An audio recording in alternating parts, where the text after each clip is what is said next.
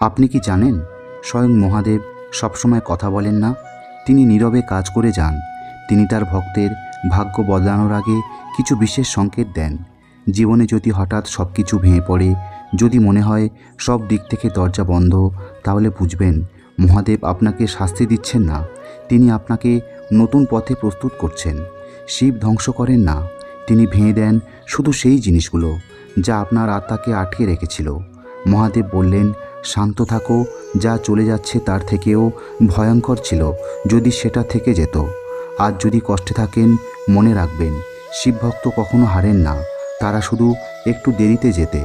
মহাদেব কখনো হঠাৎ কিছু কেড়ে নেন না, তিনি আগে আপনাকে ভেতর থেকে শক্ত করেন।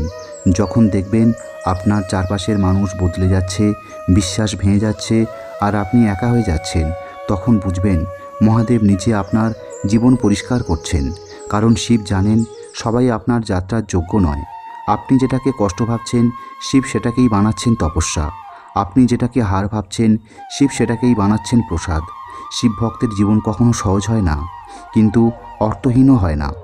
আজ যদি মনে হয় আমি চুপ করে সহ্য করছি, মনে রাখবেন শিব চুপ করেই সবচেয়ে বড় কাজ করেন। একদিন এই নীরবতাই আপনার জীবনের সবচেয়ে বড় গর্জন হবে। যার বিশ্বাস আছে সে কখনো একা নয়। যদি মনে হয় এই কথা আপনার জীবনের সঙ্গে মিলছে, কমেন্টে লিখুন হর হর মহাদেব।